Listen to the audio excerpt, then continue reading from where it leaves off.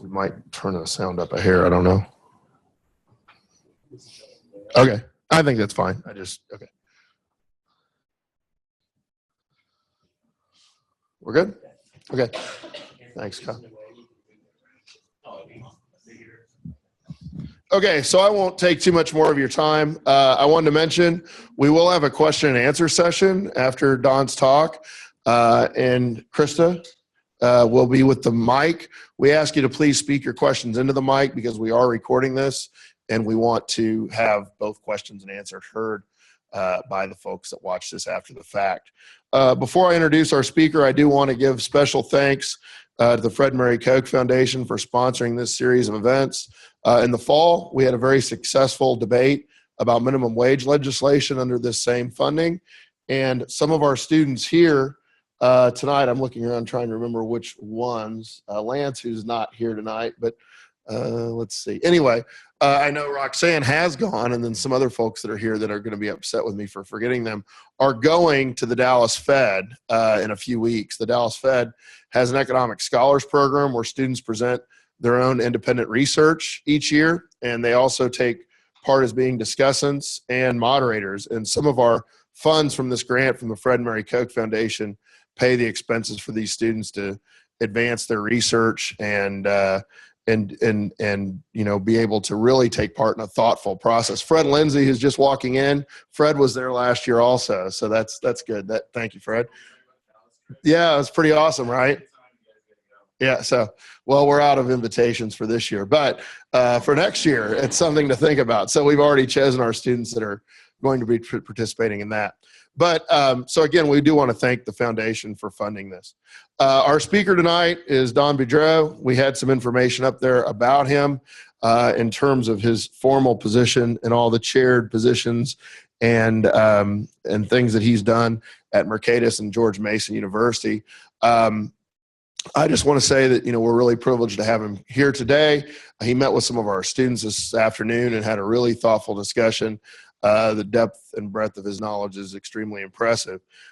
Don is just tremendous in terms of not only the content, but the amount of content that he puts out on his blog, Cafe Hayek. He's been published in the Wall Street Journal, U.S. News and World Report, and has a couple of well-selling books as well, some of those being some of the excerpts from some of the thoughtful things he's put up on the Cafe Hayek blog. So this is always frightening for me because I feel like I'm selling our speakers tremendously short, but let me just say again that we're privileged to have him here, and we're privileged to have him speak about the middle class in America. So please help me welcome our featured speaker, Don Boudreaux.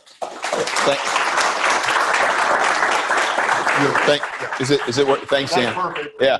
Actually, I should always be so short. Thank you. It's way too generous. It's my return trip here. I was here, I think, in 2012, and this is pretty much the same talk I gave then. It's an important talk, and I want to give it again. I'll have a little bit of. I don't think any of you are here except Dan. I'll have some changes in it. I'm an optimist about the economic future, in part because I'm an optimist about the economic past, the recent economic past. At any rate, the recent economic past is described with a lot of bad news.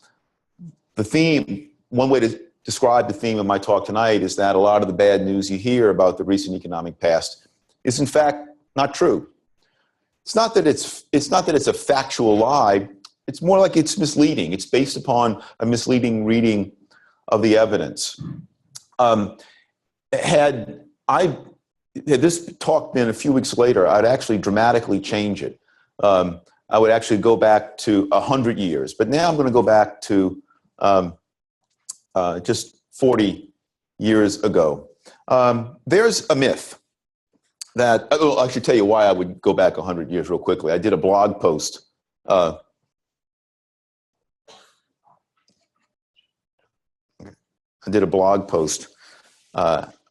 few days ago on my blog, which it turns out, I don't know why, it turns out it's the most popular blog post I've ever done, judging by the reaction I got and by the media that picked it up. And what I argue in there, this is going to sound bizarre, but I'm prepared to defend it, but it's not what I'm going to do tonight. But I'll tell you, what I argue in there is that in the course of the past 100 years, that ordinary Americans today live or materially wealthier than was the wealthiest American of just 100 years ago. Wealthiest American 100 years ago was probably John D. Rockefeller Sr. And I argue in this blog post that ordinary Americans today are materially wealthier than was John D. Rockefeller. Not in every single regard, but I think in most regards and overall wealthier. That's kind of it's part of the theme that I'm going to talk about today. It's related to the theme I want to talk about today. There is a narrative that has been going around now for about 20 years. And that narrative is that the living standards of middle-class Americans peaked in the mid-1970s. And that since then, that living standard has stayed constant. It hasn't fallen, but it hasn't risen. There's been economic growth in the United States since the mid-1970s, but all that growth has gone to people at the top, the 1%. Ordinary Americans, and certainly poor Americans, have just treaded water. We live no better today, materially, than we lived in the mid-1970s. Before I get to the substance of my talk, I want to say two things. I'm going to show you first some pictures of data. Those are not very exciting. I'm going to get through those as quickly as possible because the bulk of my talk is going to be interesting pictures from a lot of them from the past. So just be aware that the data get more interesting. I'm going to show you actual pictures, which I think are kind of fun. Second thing I want to say is that I'm not here talking about happiness. I don't know how we measure happiness. I don't know that people today are any happier than we were in the 1970s or the 1870s. I'm not talking about happiness. I'm talking about something much more narrow, but I think relevant. The amount of material stuff that ordinary Americans have access to, that ordinary Americans can afford and do afford and consume on a regular basis. So the question is America's middle class stagnating? My answer is no. These are some statements that are almost randomly chosen. They appear almost every day. One other thing. Although I'm prepared to take it up to actually today, most of my data go up to just the beginning of the financial crisis because I don't want the distortions from the financial crisis to mess things up. So I'm looking at a secular trend and not a trend caused by a distortion. But what I say, so most of my data go up to about 2008 at first. I've looked at it. It actually goes until today too. So it applies to 2015 at least. The data on 2016 aren't really in yet. It goes up to 2015, but to keep it from being distorted, a lot of it stops at 2008, just the time the financial crisis began. This is former Secretary of Labor Robert Reich writing in the Financial Times. Almost all of the benefits of economic growth since the 1970s have gone only to a small number of people at the very top. It's not only people on the right who say that. This is Ned Phelps, who's a Nobel Prize winner in economics in 2006. He's more or less a man of the right. He's a free market advocate who wrote in a very good book that he published in 2013 called Mass Flourishing. He writes that modern Western economies have been very stagnant. America since the mid-1970s and much of Western Europe since the late 1990s. I won't say anything about Western Europe. I want to focus on the claim about America stagnating since the mid-1970s. This is a graph of data that are used to reinforce what I'll call the stagnation myth. This is median household income adjusted for inflation since the mid-1970s, since 1976 in this case, through 2006. It looks pretty stagnant. This comes from a study done by the Minneapolis Fed. Adjusted for inflation, median real household income in the US is only 18% higher in 2006 than it was 30 years earlier. If those data truly reflect the underlying reality, that's stagnation. That's something we really should worry about. It's not a lot of growth. Here's another piece of data that are used. This is a line that I got off of the Bureau of Labor Statistics website showing the real average hourly earnings of production and non-supervised. That's a fancy way of saying, not hedge fund managers, ordinary workers. Production and non-supervisory employees. This is from January of 72 through October of 14. Mysteriously, I tried to update this. Mysteriously, this graph, which I have been able to get since doing this research for the past several years, they stopped producing this graph, enabling this graph to be produced last year. I don't know why. I've called the BLS. I can find no explanation for why they no longer produce this graph. I looked at the numbers and it still shows up through 2015. That looks pretty flat. If you look at, this is the actual hourly wage rate earned by this ordinary worker. It looks pretty flat. It's adjusted for inflation. So those two pieces of data are the ones that are typically thrown out just to say, look, see, ordinary Americans have stagnated economically over the past 40 years. I'll tell you why these data, these numbers here are important, because this is what I'm going to use for the bulk of my presentation. In 1975, it doesn't get more mid-70s in 1975, the average hourly wage for private, non-supervisory, non-farm workers, that ordinary worker I mentioned, that graph, it was in 1975 dollars. That worker earned $4.73 an hour.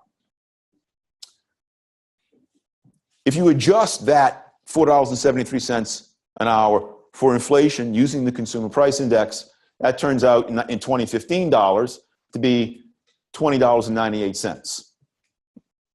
Today, January of 2016, it's the latest month for which we have data. I checked it just yesterday. That non-supervisory worker earns an average hourly wage of $21.33.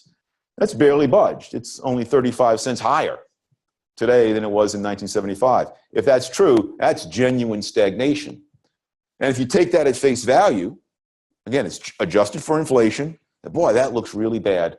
Ordinary American workers aren't earning any higher incomes. The typical household is not earning higher incomes either. These are some problems, though, that you should keep in mind when you analyze these data. Indeed, these are problems that you should keep in mind when you analyze any data, any economic data. I think there are problems with adjusting for inflation. Adjusting for inflation is not a science, it's more of an, or it's at least as much an art as a science. I'll talk more about that in just a moment, very briefly. Second, changes in forms of compensation. If you look at wages, that's not the only way that employees get paid. Fringe benefits also matter.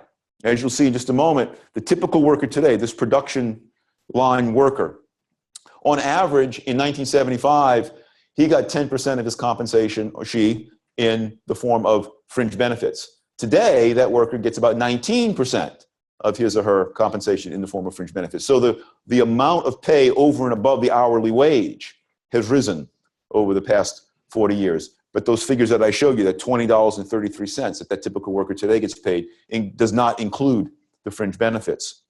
When we look at households, we have to ask, what has happened to the population of households? Or the number of people who live in a household? Has that number changed over time? And finally, we should always be aware of statistical illusions. I'll say just a little bit about these before I get to what I think is the fun part, or the more fun part of my presentation. I apologize for this being a little blurry. This is also from that Minneapolis Fed study. This just shows 4 different ways of calculating inflation. There are many different ways of adjusting for inflation. You'll remember from that household income graph that household income from 1976 to 2006 grew by only 18% when adjusted for inflation.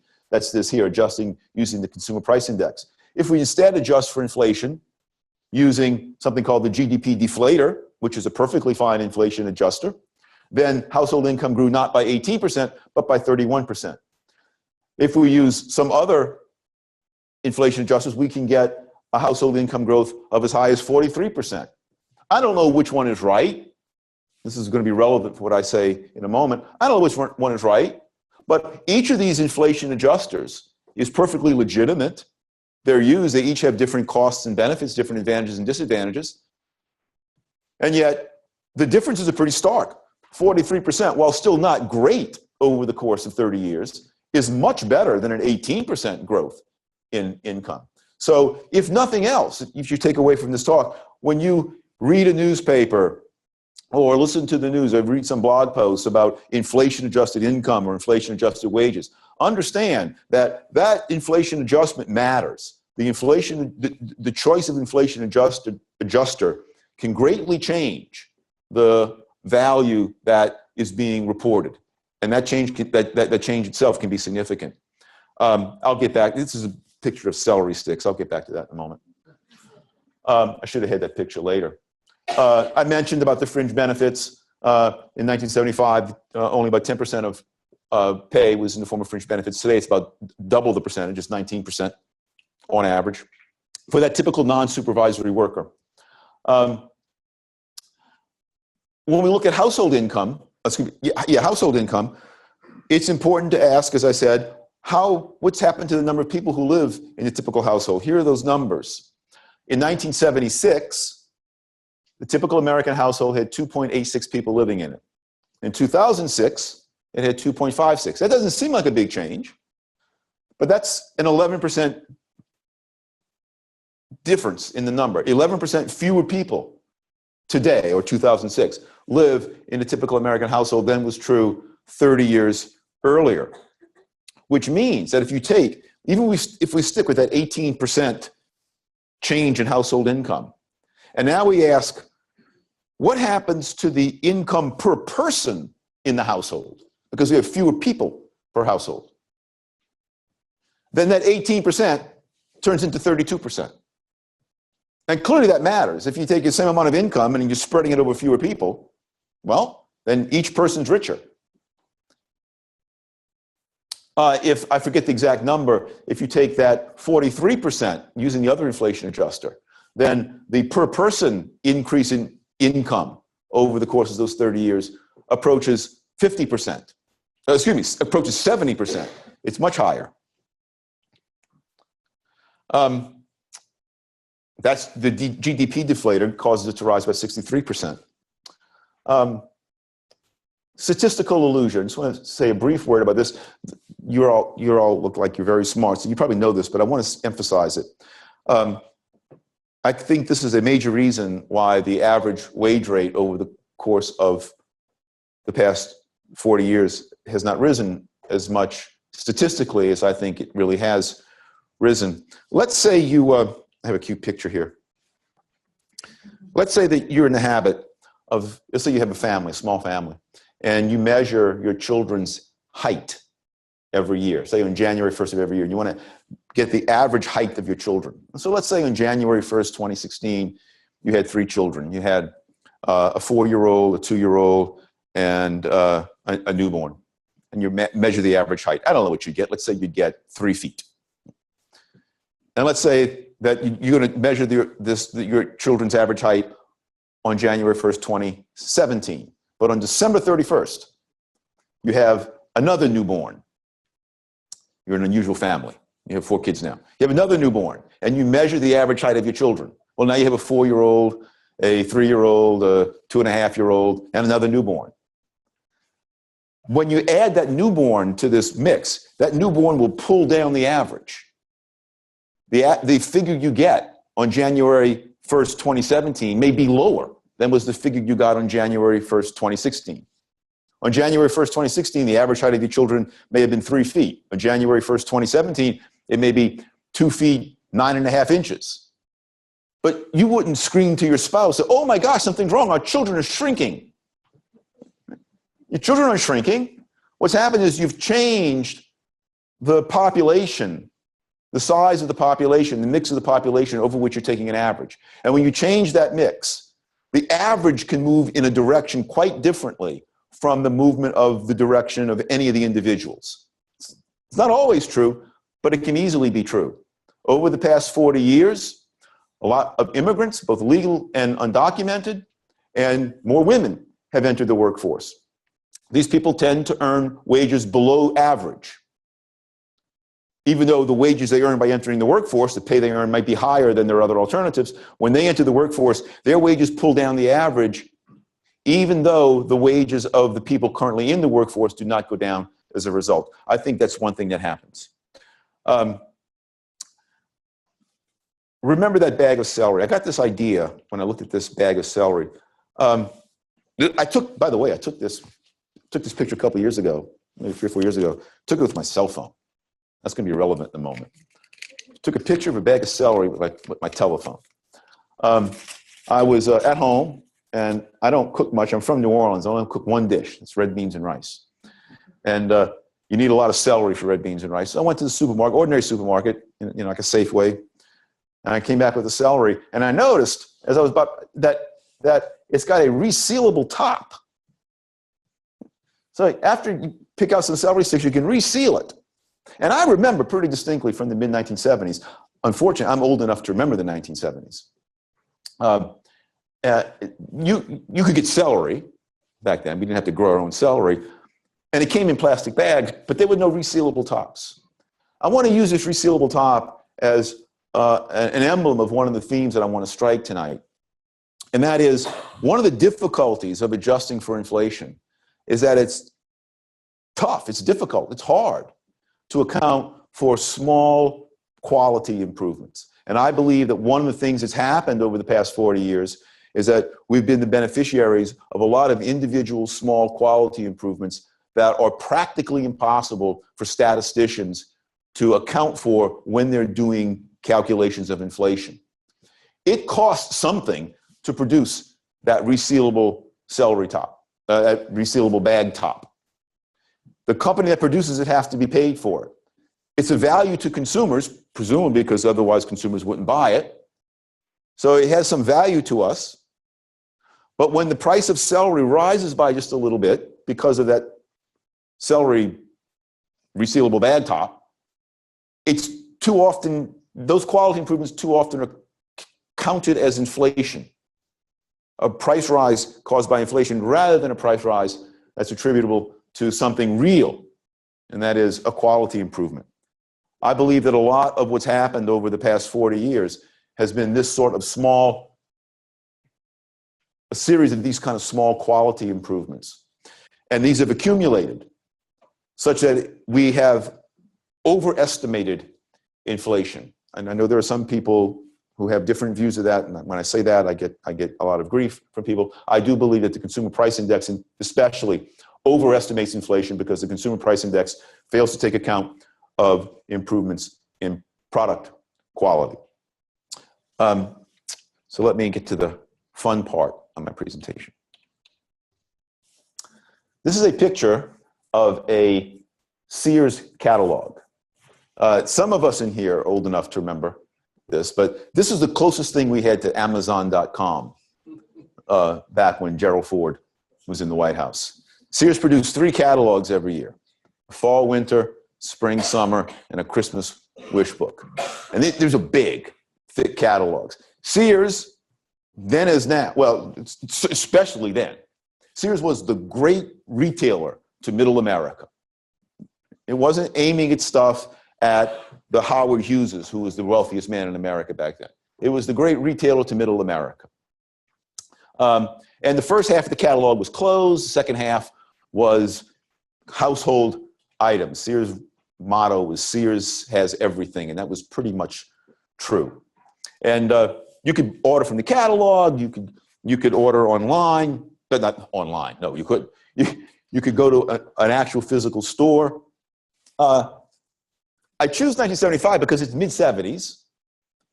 Fall of 75 was when I started my senior year of high school, so I remember it pretty well.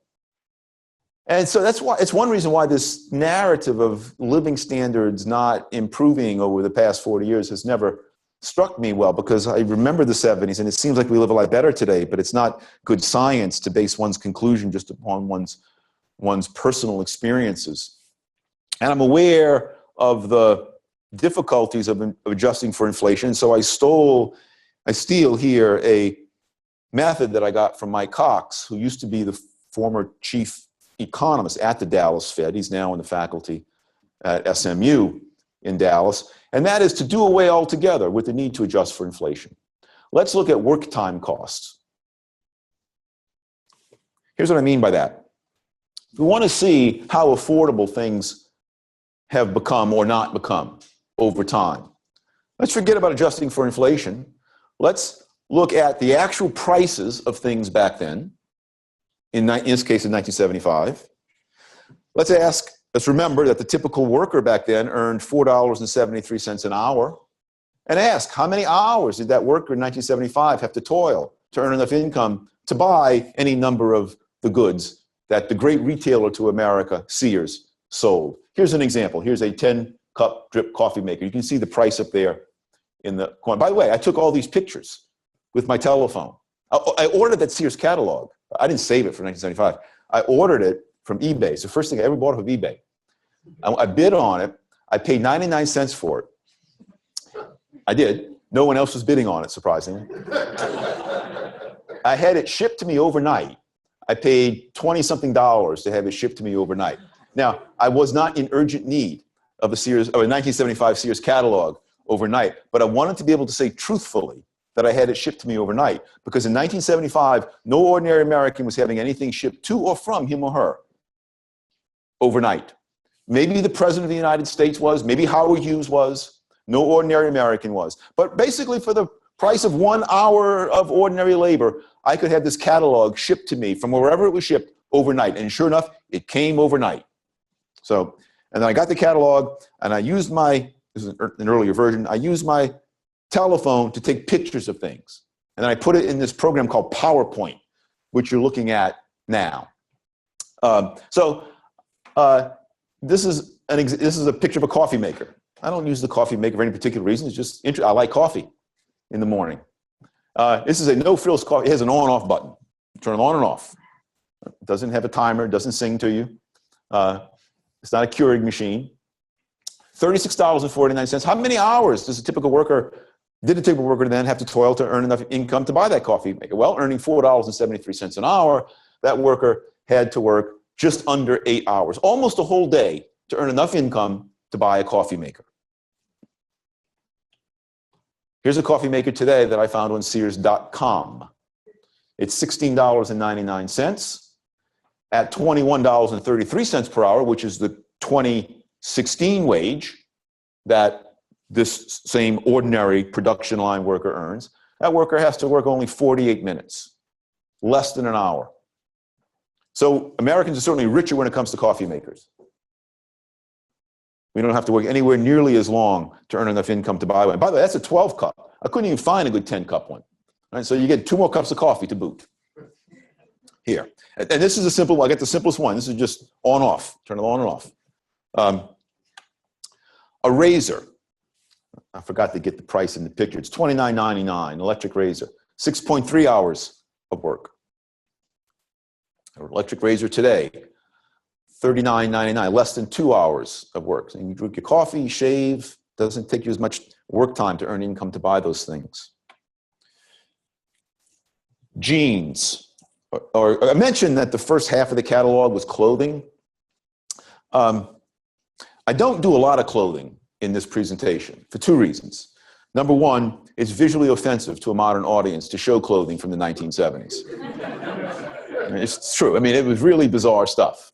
The serious side of that is I truly don't want, styles are different, right? And so I don't want to distort your perception just because they're ugly by our standards. They weren't ugly by the standards of the 1970s. Bizarrely, they weren't, right? A more serious reason why I don't include a lot of clothing is that it's very difficult you have to trust me on this, but I know I'm being taped, so it can be tested. I'm putting my reputation on the line. It's very difficult to find in that catalog, in the 600 or so pages or 700 or so pages it has of clothing, to find any clothing not made out of petroleum. Almost all the clothing was made out of petroleum. It was almost all polyester. Very little of it was made out of natural fibers.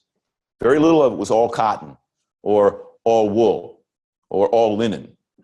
Indeed, I looked for a man's suit, an all-wool man's suit. They didn't have one. The best they had, a high-quality suit, 65% polyester, 35% cotton. So it's difficult to find natural fiber clothing. Here's one, jeans. A regular pair of jeans cost $6.97 back then, so 1.5 hours worth of work back then. This is Sears.com, $14.99, 42 minutes of work today. So we're richer in terms of jeans. This is as salacious as the presentation gets. This is also all cotton. These are all cotton men's briefs. 25 minutes of work to buy one pair. So, I couldn't even find it in packages of 3. This is off of Target's. I couldn't find them at Sears. This is off of Target's website. These are all cotton men's briefs.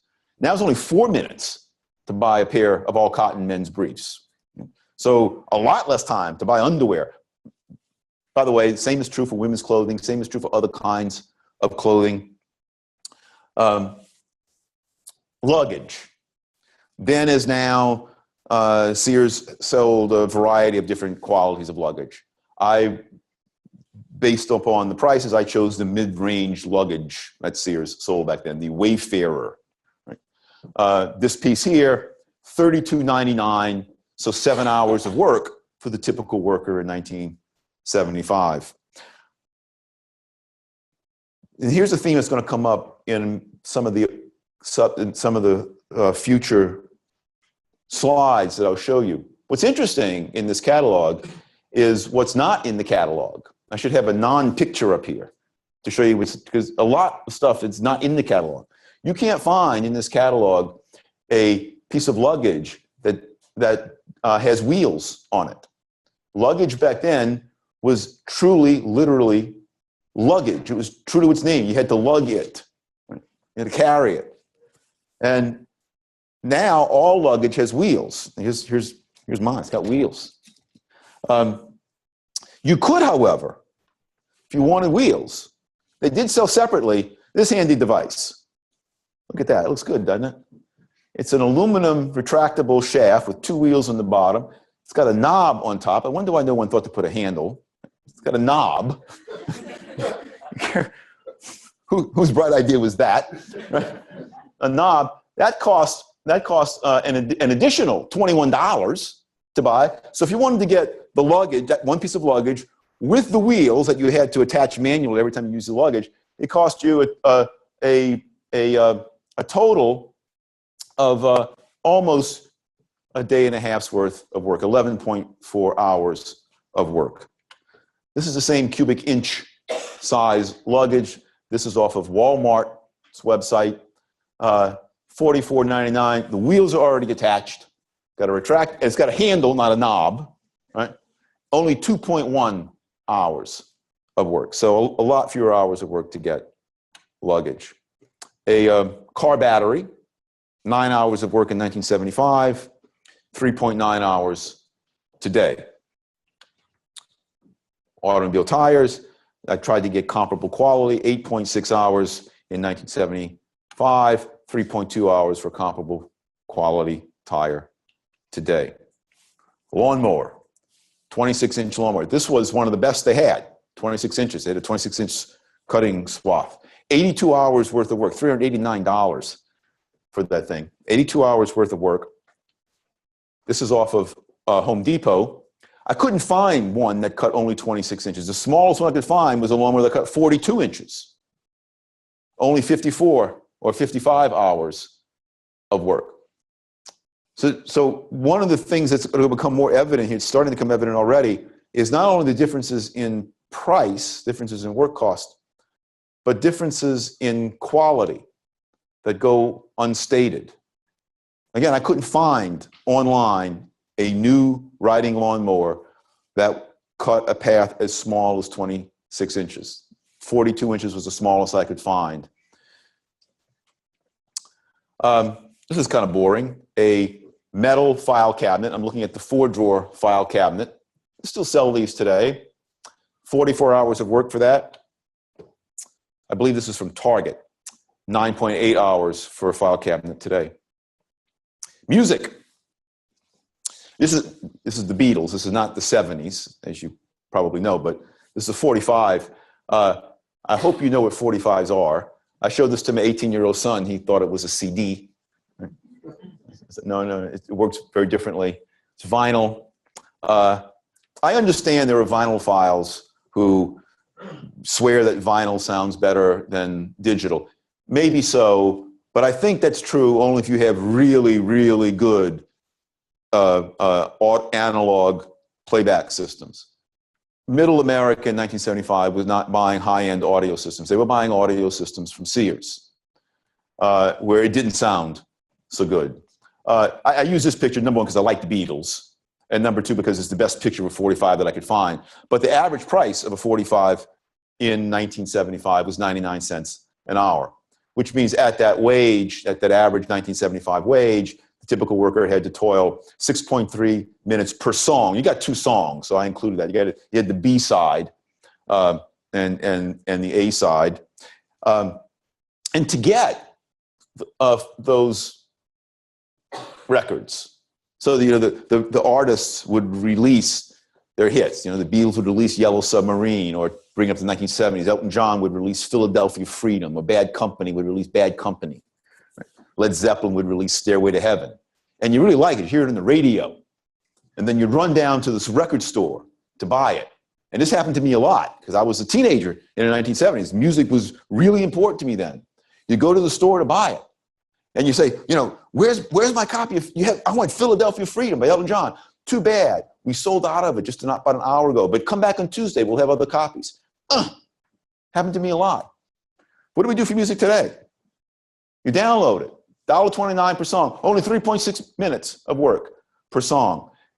And when you want it, you don't have to go anywhere. You say, I like that song. Give me a second. I have never had the iTunes store tell me to come back on Tuesday. They've never said, we're out of it, come back on Tuesday. Sold out. I've had bad connections, in which case I move a few feet and get a better connection. And I can get it now. And I can play it in my car. And I'm not an audiophile. I don't have any exquisitely trained ear for audio, but it sounds pretty good to me. I play it in the car, and it doesn't skip. It doesn't have any of those sticks that happen to vinyl records. And it didn't jump ahead, as often happened to the vinyl record. I tried once playing 45s in a car. It doesn't work. It's too bouncy. And so you can listen to music much more easily, and it's a lot cheaper, and it's all digital. And by the way, this is not insignificant. The range of music you can buy at any moment in time is much vaster. If you wanted to get really good classical recordings, you might be a classical music buff. You had to be in a big city, or you had to order off a catalog, and a few weeks later, the record would come. Today, you can be almost anywhere, and you want some obscure recording of Dvorak's Symphony from the New World that was done in 1963 that you heard about. So you can download that immediately, no matter where you are. You have the biggest record store here, available here. It's in the cloud, but you can access it here. You couldn't do that back then 40 years ago. Clock radio, $59.50, 12 hours, a day and a half's worth of work to buy that. This is off of Amazon.com, 34 minutes. Now, in a way, this is, I did this, I put these up just a few years ago. Since the price has come down for this. It was a little bit higher a few years ago. Now it's $11.99. A lot of these things are in our microwave now. I used to use one of these to wake up in the morning and to keep time in my bedroom. I don't have one anymore. I have this, which is probably what you use. The marginal cost, the additional cost of a clock radio is zero now. It's here. And I can tune into it, which I do, any kind of wake-up alarm that I want.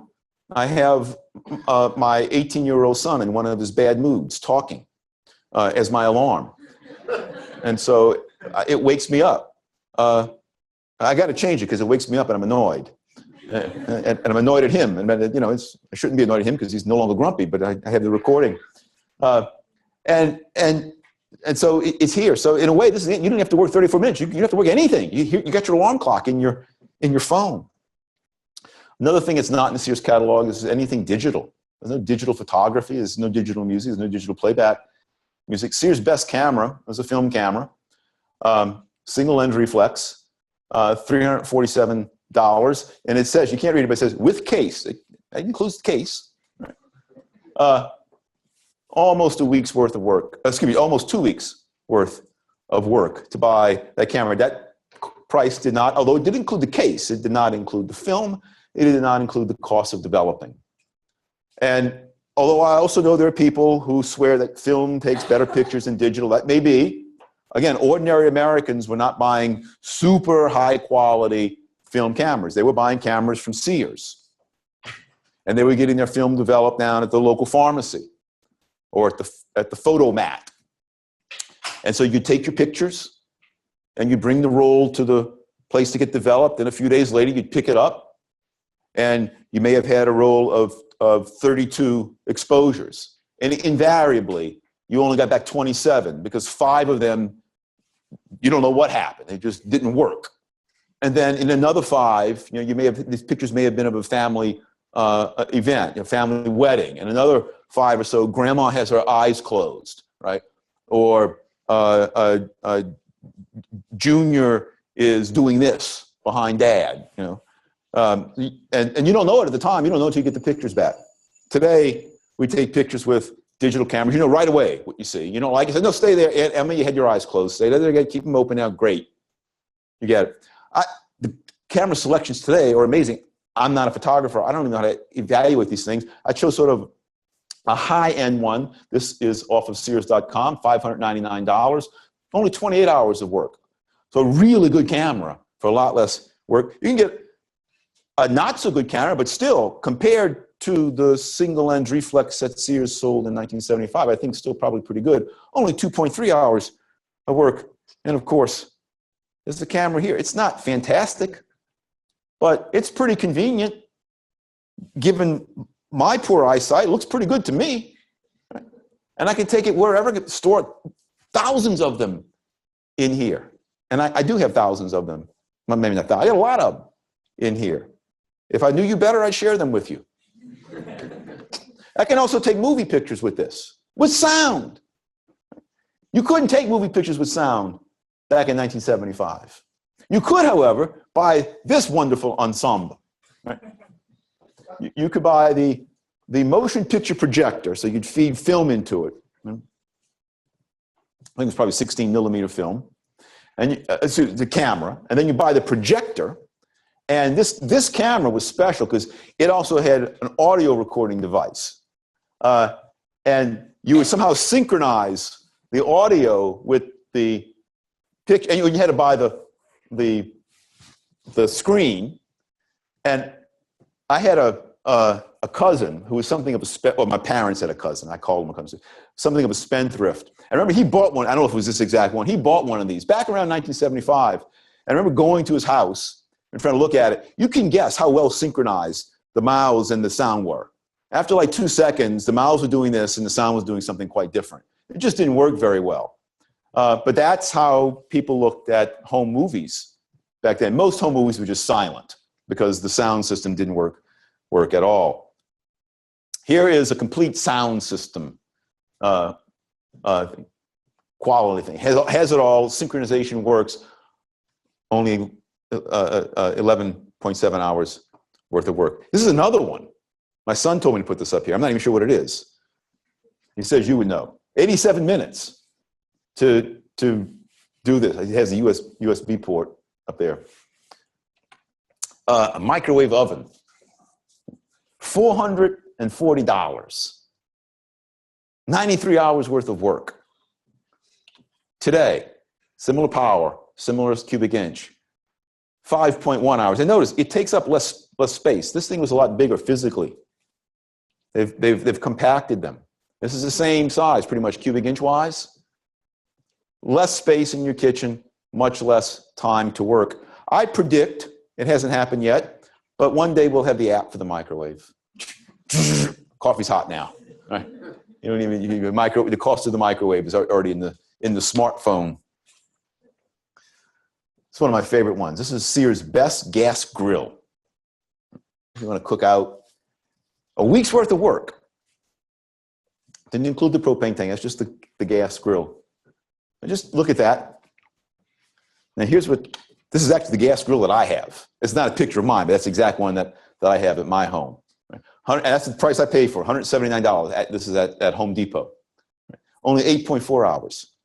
Now, I'm not saying we should do this, I'm not making any value judgments, but if you're interested in impressing the neighbors, keeping up with the Joneses, do you want to show them that or that? Right? Come over to our place, we'll grill out.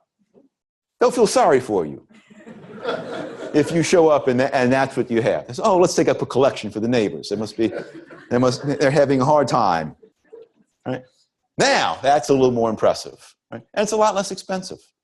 It too doesn't include the price of the propane, but the point is, the serious point is, you get not only the same product, you get a much higher quality product for a much lower expense in terms of work time expended. Standard size washers and dryers, you buy this as a set. It costs 70 hours in 1975 of the typical worker's time to buy that. Less than half that time today to buy a similar, not the highest quality, but still standard size washer and dryer today. Dishwasher, almost 50 hours of work in 1975. And by the way, they were a lot louder. You have to trust me. In 1975, they did not have the insulation that even the low-range dishwashers have today. You can buy dishwashers today. It's true, they're expensive. You can buy dishwashers today. You cannot hear them running.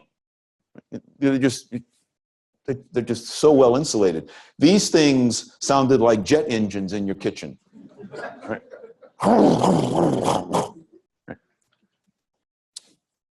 Or just sort of an ordinary mid-range Frigidaire dishwasher, only 12.6 hours worth of work.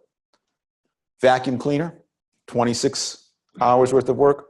Today, 2.8 hours worth of work. People in the 70s stayed fit just like they do today. This is an exercise machine, exercise bike. There was nothing electrical on it. They did this manual read to show you how fast you were pedaling and how far you pedaled. It cost $75. The Dr. Seuss lady is not included in that price. 2 days worth of work to buy that exercise machine. Less than a day's worth of work to buy a probably better quality one than that thing. Also, keeping fit, if you're lifting weights. This was Sears' best weightlifting bench. Now, if I were lifting weights, I would be reluctant to lift weights on that bench. If I were a tort lawyer, I would want to be around someone lifting weights on that bench, because that looks really dangerous, right? Sears does tell you it's padded, just in case you had any doubts. Right? Not any of those old-fashioned no-pad weightlifting benches. This has got pads on it. This is the best I could find today. This is from Sears.com. It's a weightlifting bench. The weights come with it. The other one, the weights didn't come with it. It's only 4.2 hours. That looks sturdier. Might not be the greatest weightlifting bench in the world, but I would feel comfortable lifting weights on that thing. If I were a tort lawyer, I wouldn't hang around because nothing would happen. So that's a much better deal at a much lower price. I put calculator in here. This calculator is another item that's inconsequential because every smartphone has a calculator. It's a regular calculator. You turn it sideways, it turns into a scientific calculator. So we pay nothing for calculators anymore. But I'll tell you why in a moment, why I wanted calculators in here. So this is the lowest price calculator that Sears had available in that 1975 catalog, $13.88. But it only went up to 6 digits. So if you had a cipher, anything that went a million or more, you're out of luck. You could calculate up to 999,999. If you wanted one that had more digits, you wanted an 8-digit one. You had to pay $3 more for the 8-digit calculator. This calculator just multiplied, subtracted, added, and divided. 13 hours, 2.9 hours work. This is Amazon.com, less than 4 minutes of work. If you want to buy a separate calculator, and you don't need to. The reason I put calculators in here is because even by 1975, the prices had gone down. I remember very distinctly going to a Sears store with my parents in the fall of 1972. I was just starting high school. I had never before seen a calculator. I'd heard of them. and I saw a calculator for the first time. It was at a Sears store in the suburbs of New Orleans, and they had, it was either 3 or 4 different calculators displayed beneath plexiglass. And the plexiglass was cut out so you could touch the keypad. And I remember this it was amazing to me. So I saw this calculator and I tested it. And I went up, I don't remember the numbers I put in, but something simple, 3 plus 7 equals 10. It got it right away. I did it again, it got it right again. It kept getting it right. It never got it wrong. I did another calculation, it got that calculation right too. That calculator in 1972, that was the lowest price one. It cost $99 in 1972. I remember very distinctly walking away from that display thinking, one day I'm going to have enough money to buy a calculator. I don't know when it'll be. I'll probably be 30 or 40, but one day I too will be able to afford a calculator. True story, literally, sometime in the mid-70s, mid-90s, I was eating cereal and a calculator fell out of the box. It had Fred Flintstone on it, but it was a calculator that fell out of the cereal box. It's free. It wasn't a very elaborate calculator. I didn't really use it, but a calculator fell out of a cereal box. I like that story. You might not like it, but I liked it. Television. This is Sears Best. $750, a whole month's worth of work. Now, those of you who are younger than me have to trust me on this. The quality was not very good. It was not HD, that you know. The sound quality was not very good. There was no remote control on this television. Sears, at least in its catalog, sold no televisions with remote control. Now, I do know that in the mid-70s, there were televisions with remote control. Sears sold none of them. Ordinary Americans are not buying televisions with remote control. You actually have to do this strange ritual of getting up and physically touching the device in order to turn the volume up or turn it on or off, or to flip to one of the 4 available stations that you might want to look at. They also broke down a lot. So when they would break down, you'd call the TV repairman, and a few days, and you had to pay for this. Usually, it may have been under warranty. The guy would come out. There's always a guy, as I remember, come out. He'd fiddle with it. He'd fix it. And you'd hope that it would last for another 6, 7 months before it broke again, or maybe a year before it broke again. The vertical hole, the horizontal hole were always going haywire. The quality was really poor then, at least compared. But at the time, we thought it was great. TV, I mean, you're looking at the world in your living room. It was amazing. Today, high def, much better sound quality. You never have to touch it after you put it up. You touch the remote, and you have access to hundreds of channels on this thing. I should say, to be fair, when I showed this to my son, he pointed out that this television does have an advantage that this one does not. As my son put it, if you have a fish bowl, you can put a fish bowl on that television, and it would be very difficult and bad news for the fish if you put a fish bowl on that television. That's true. Right? So that earlier television came with more surface space. I saved the best for last. Here's a typewriter from the 19. This is. I don't know if I'm not going to ask. I don't want to embarrass anyone.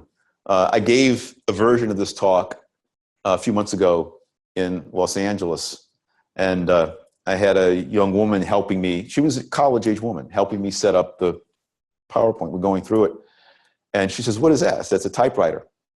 I kid you not. She says, "What is a typewriter?"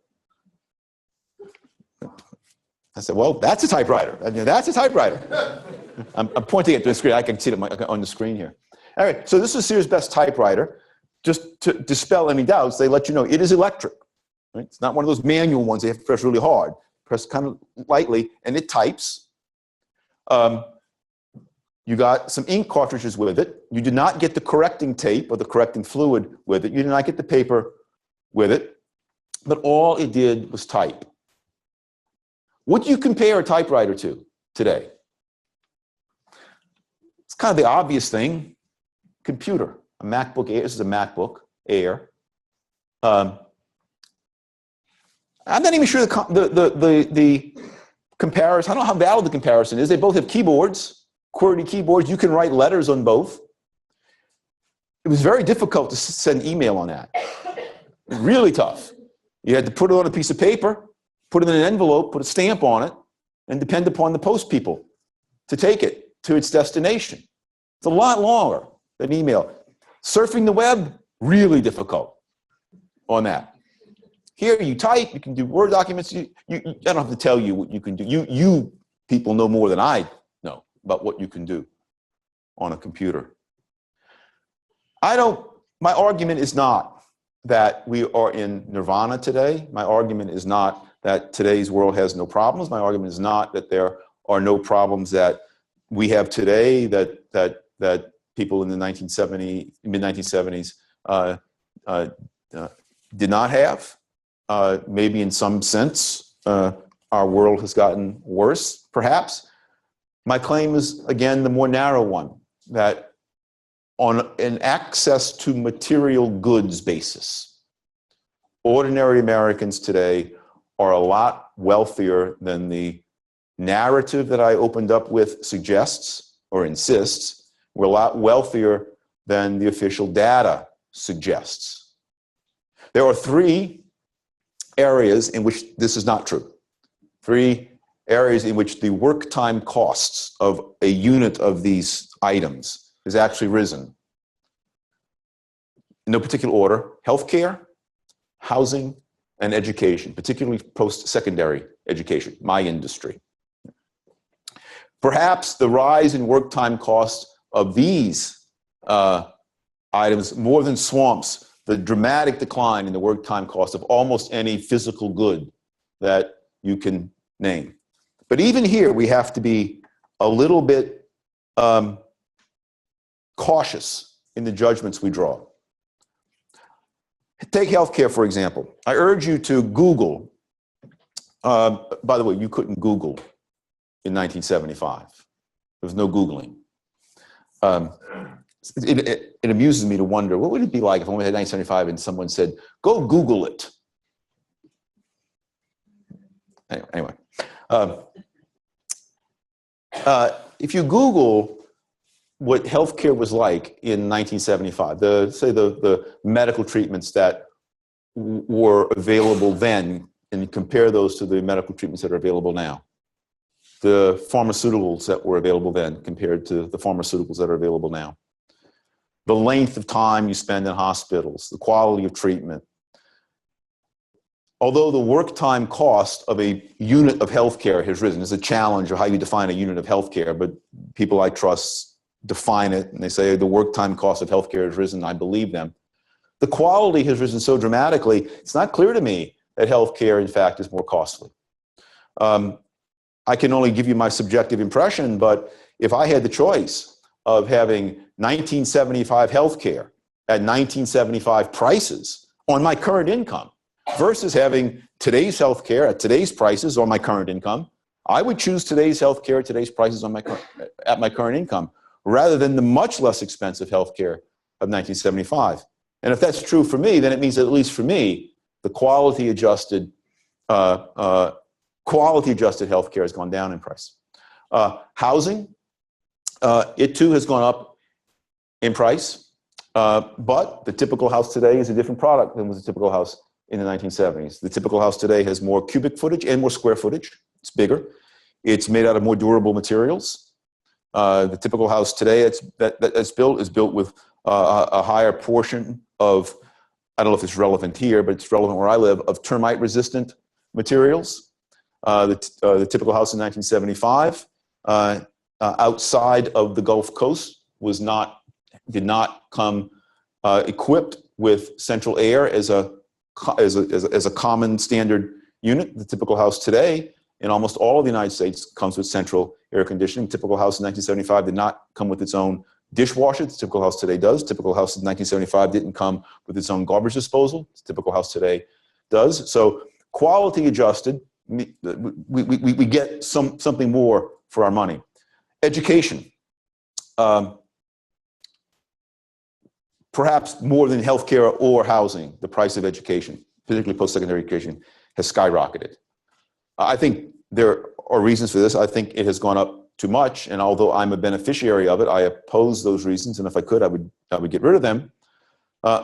Nevertheless, if you look at the return to education, the return to your lifetime stream of income from having a 4-year college degree compared to having just a high school diploma, the difference has risen dramatically over the past 40 years. The addition to your lifetime income of having a college degree today is a lot greater than was that addition in 1975. So to the extent that you go to college because you want to enhance your earning capacity, and I'm sure that is at least a small part of your motivation for attending college, the return you get to that in terms of enhanced lifetime income is much greater than it was in the 1970s. I don't believe that this higher return fully compensates for the higher cost. I'm just saying that you have to look at offsetting quality changes against the higher costs. So I'm going to end there. I'm sorry for going on perhaps too long. We have some time for question and answers, right? So thank you for being a wonderfully attentive audience.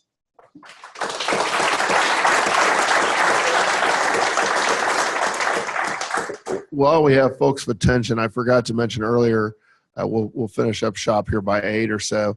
There is a reception following this at Wahoo Fire and Ice Grill. Everyone here is welcome to attend. We're gonna have a little barbecue, little iced tea, try to make it as close to Southern as we can, and have a good chance to visit with Don. So, but if you have questions, Crystal, come around.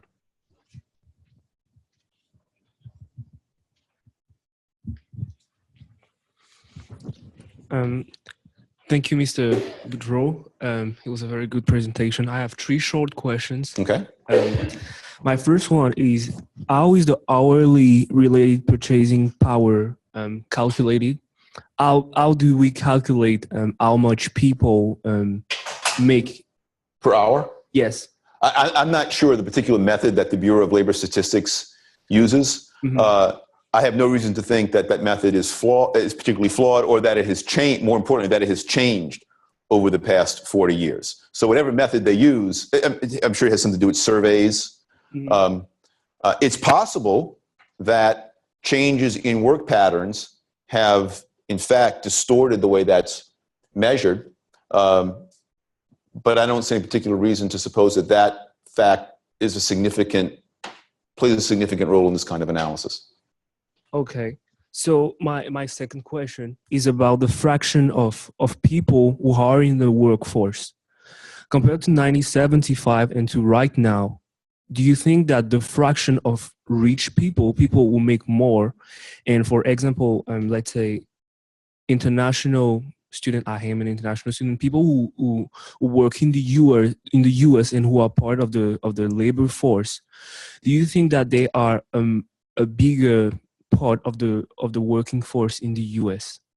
I mean, the rich people, people who make more. Oh, I'm not 100% sure I understand your question.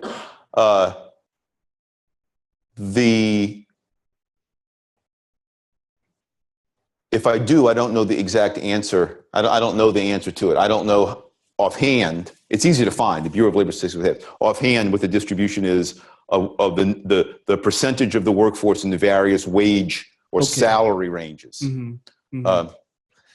I don't know. Yes, because my concern was that if we actually have what you talked about, the statistical illusion that can happen sometime, if we have a fraction of people who make more because of the fact that they might pull the average right. that people make, even though the average American is not really making more, but you have these kind of people. I see what you're saying there. That's my I don't think this is a problem, because this data set that I showed you is for production and non-supervisory workers. And if you read the way the Bureau of Labor Statistics defines that, these are ordinary workers. These are wage earners. I mean, most rich workers get a salary, not an hourly wage. These are wage earners who have no supervisory as the Bureau of Labor Statistics defines it, and that's been defined consistently over the past 50 years. No supervisory role. So these are indeed ordinary workers, the sort that we would conjure up in our heads when we talk about ordinary workers. So it's not that Bill Gates is pulling up that figure. And that's why I said earlier, I think if anything, the statistical illusion works in the opposite direction, because it's that kind of, it's this class of workers into which, say, immigrants, a lot of immigrants join. And so their wages actually pull down the average, I believe. I have to confess, I haven't, and I should, I haven't studied that in any scientific way. This is an impression of mine. So it's possible that my impression is mistaken, but I can say confidently that that wage figure is not being pulled up by rich Americans. Yeah.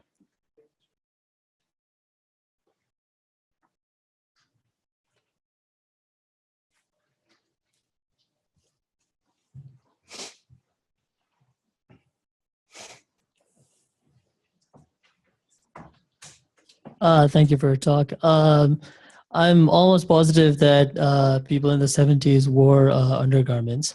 Or what? However, undergarments, as was in the slide. Oh, yeah, we did. Yeah. However, electric razors, for example, and I understand your talk, you said you were very clear when you said you're not talking about happiness here, you're only talking about the income. How much do you think of this narrative comes from the fact that maybe things that were not deemed the bare minimum necessities are now kind of deemed the bare minimum necessities, like luxury goods have transformed more into necessities? I have no doubt that's part of it, but I would turn that around and say that supports my point. A society, when certain goods that were in the past, when those goods were regarded as luxuries, when they come to be regarded as necessities, that means that society is getting richer. And not poorer. And so, yeah, it's true. Today you're poor if you don't have a cell phone. You may be able to get by without a smartphone, but someone, what ordinary American doesn't have a cell phone? I mean, you can not have a cell phone, but then you're making a social protest. I refuse to be connected. I don't want a cell phone. I use landlines. And so today, I think it's, in common parlance, we can say, yeah, a cell phone's a necessity. But it's a necessity. The very fact that we regard it as a necessity indicates how rich we are. That makes sense to me. Yeah. It would not be regarded as a necessity in Louis XIV's day.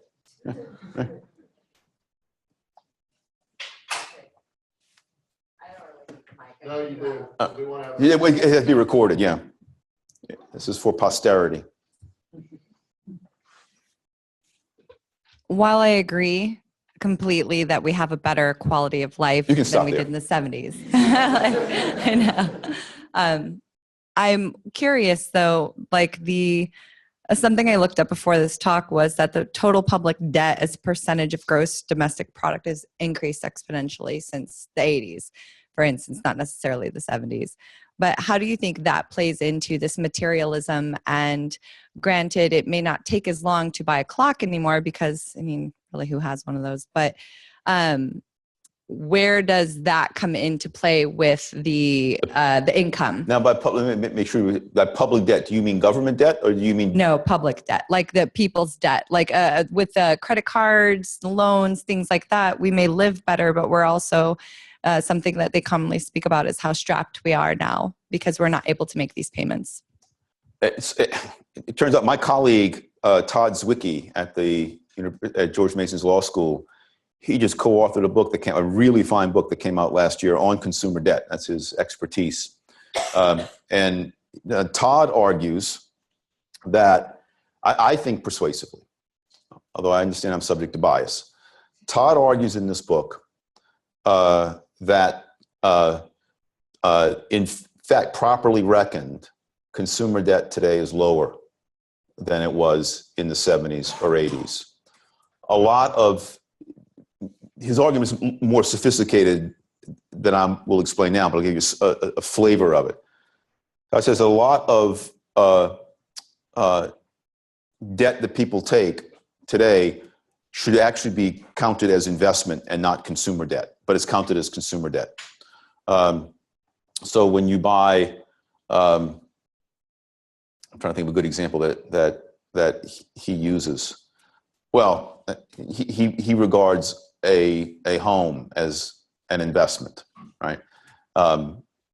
That's counted as consumer debt, right? So now you can challenge his classification.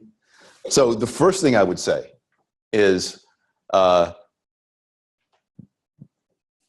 numbers might not be impeccable, right? But let's put that issue aside.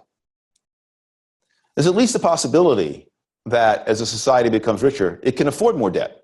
There's nothing inherently wrong with debt, right? Contrary to what you hear. Isn't something inherently wrong with being too much in debt? By the way, in Todd Zwicky's book on this, he does have very compelling figures that, in fact, Americans' exposure to bankruptcy is, in fact, today not higher than it was. Adjusting for cyclical changes, not higher than it's not at any close to a historical high. But if you become richer, you can afford more debt. You're better able to spread out your lifetime consumption than in a poorer era. So it could be that if, in fact, we do have more debt, that's evidence or a sign that things are going well rather than poorly. It might not be. You could tell another story, but it's not implausible to say that it's a sign of things going well. Yeah, if Bill Gates doubles his debt, you'll say, "Oh, Bill, I'm worried about you," right? Bill Gates, he could afford more debt than me. I mean, he's so rich he doesn't even need debt, right? But being more in debt does not, in and of itself, tell you anything about the economic well-being of that person or that family. Actually, one other, real quickly. So I get asked this question in a variety of forms, and one of the things in the back of the questioner's minds, I don't know if it's in the back of yours, is,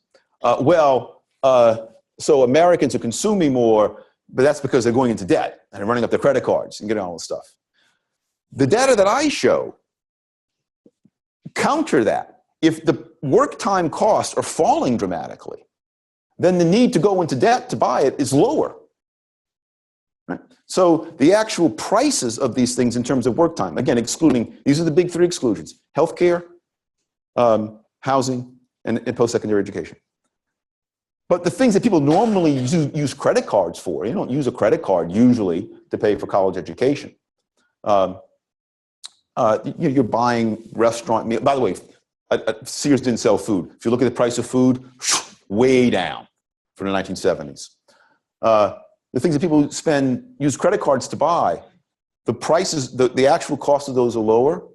And so it's not the case that Americans are consuming more because they're going, that Americans are running up more debt because things are more expensive. They may be running up more debt, and they may be running up debt irresponsibly, but it's not because they have to, because these things the things you buy with credit cards are generally a lot cheaper than they were in the 1970s.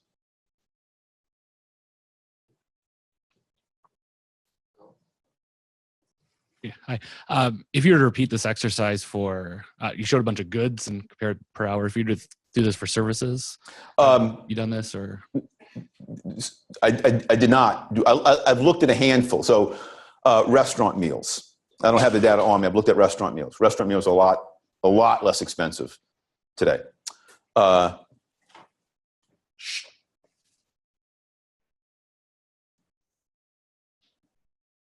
Lawn care services. Here's the problem with services, and I know why you asked the question. It's a good question, and a full analysis would require that be done. Right? A lot of services that we consume today didn't exist on the market in the 1970s. So take getting your oil changed at Jiffy Lube. You could take it to a local mechanic, but there weren't these sort of mass-produced oil change services as there are today. Lawn care services are much more abundant today than they were in the 1970s. more people mowed their own lawns in the 1970s than they do today. So what you see is that some services are more supplied that were once done at the household are now done on the market. This is my blathering way of avoiding your question. I haven't done it for services.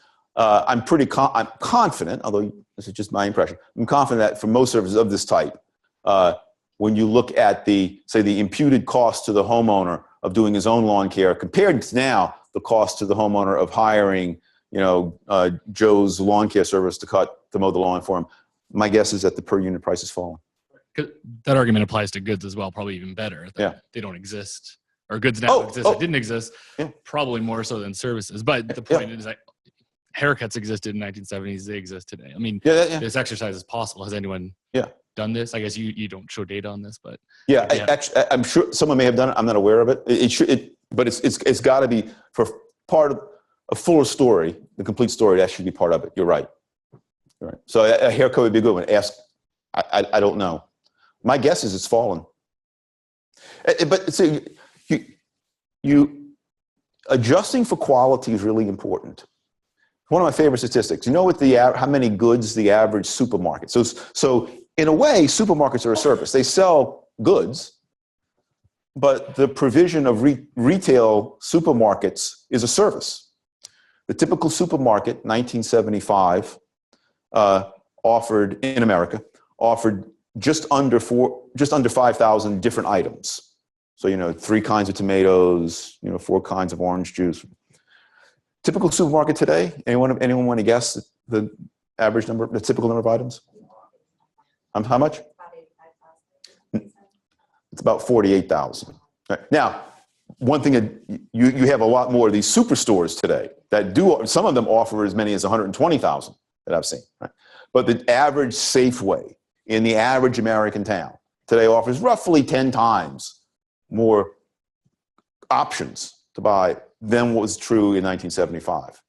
That itself has value. Even if you buy the same things, you as a consumer have the option of buying other things. And that's a service that's even not priced. In fact, I can't resist going on. What are the services now that dominate our lives? Google is a service that dominates my life. What do I pay for Google? I pay nothing for Google. Now, someone pays for Google, but consumers don't. Not directly, anyway. And so that's why it should be done. You set me the challenge to do it. We'll put one more question. We'll let Krista have the power. If we have one more. Okay. One more.